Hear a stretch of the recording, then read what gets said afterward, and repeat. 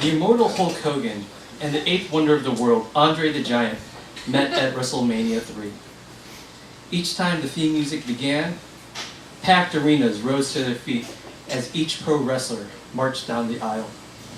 The Coliseum booed the Giant and chanted Hogan's name like a war cry. Hogan! Hogan! Hogan!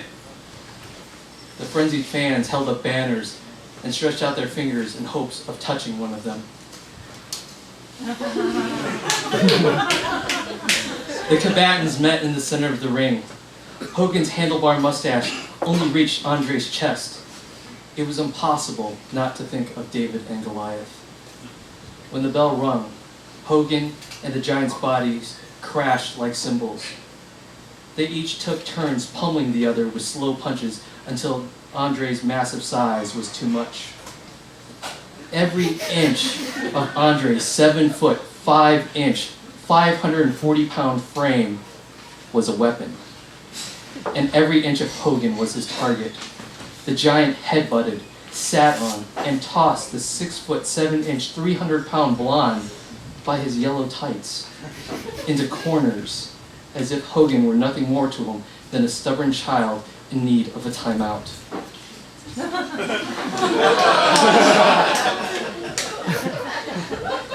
The beating Hogan took was obscene, but in one moment he dodged the Giant's attack and staggered the behemoth with a clothesline.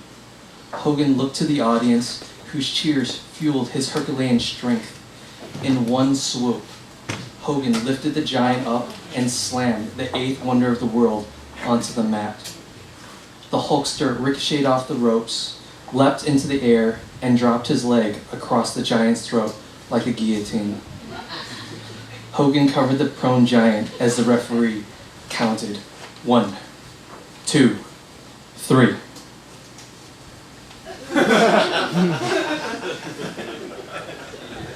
My parents worked long hours, so I was raised by the televisions of old Vietnamese women who smelled of tiger balm. My male role models were oiled up, muscular men whose sole job was to pummel one another. As children, my friends and I copied our heroes' maneuvers, taking turns suplexing one another onto beds, which we sometimes missed. Or one boy was instructed to stand still, while the other said, "Watch this!" as he charged at the stationary target, mimicking. It was how I learned to eat rice with chopsticks. It's why I stacked the lawn furniture on the deck of an above-ground pool and leapt at my friends, crashing into them with my elbow. I was the macho man, Randy Savage. I was the heartbreak kid, Shawn Michaels. By the age of 11, I had mastered the frog splash, the STF, the sharpshooter, the figure 4 leg lock. But more importantly, the secret to reversing the hold. I loved pro wrestling before I loved women, which taught me to be weary of them. Because women seem to be the root for most feuds. Much of my social education was also stemmed from pro wrestling. It introduced me to Samoans.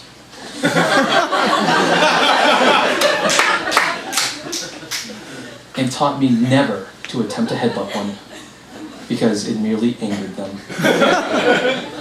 And Russians, Japanese, and Middle Eastern wrestlers were inherently evil, but Hispanic ones weren't, because they enjoyed jumping.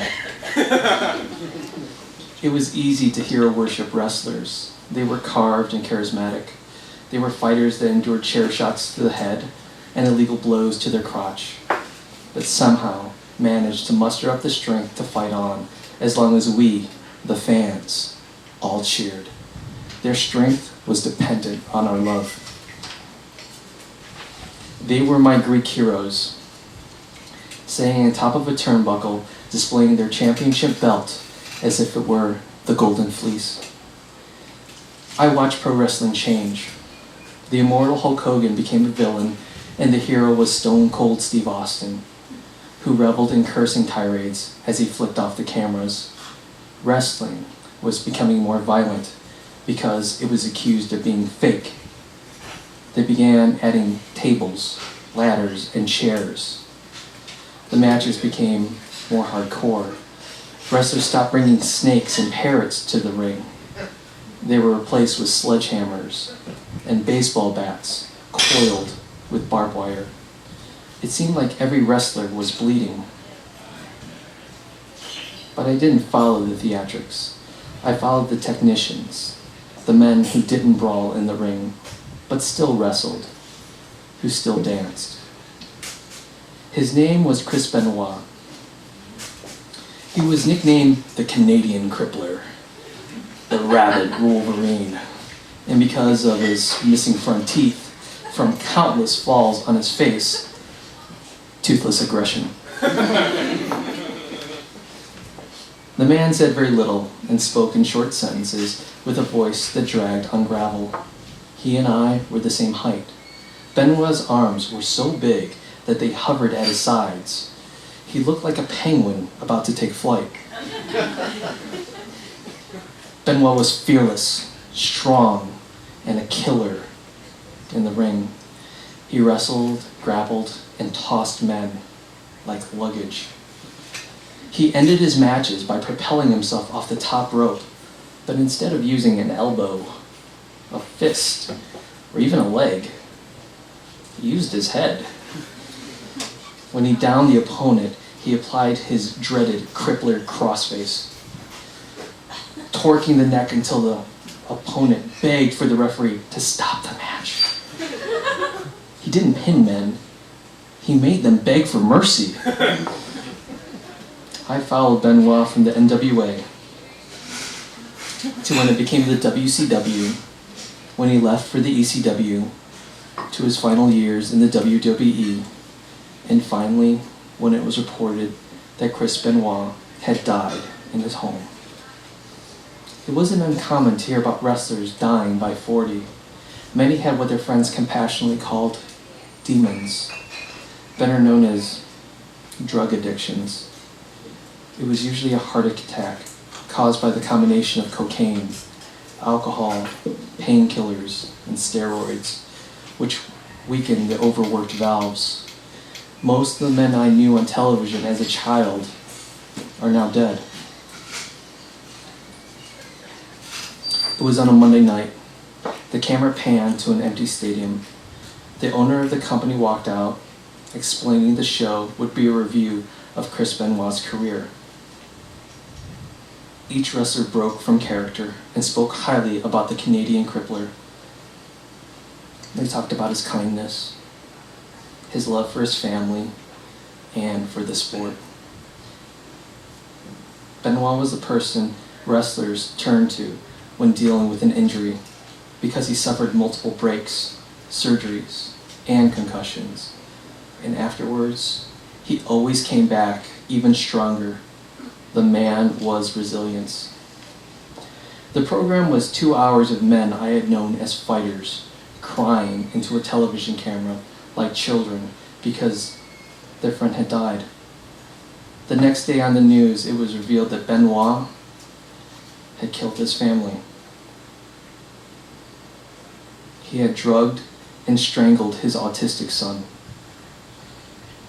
bound and murdered his wife, and then used a weight machine to hang himself. The murders took 3 days.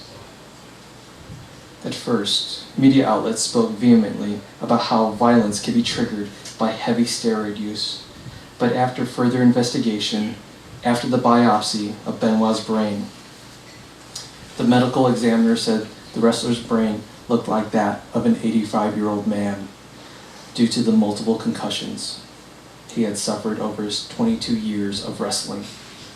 The examiner concluded that the concussions contributed to Benoit's depression, which led to his murder of his family and own suicide.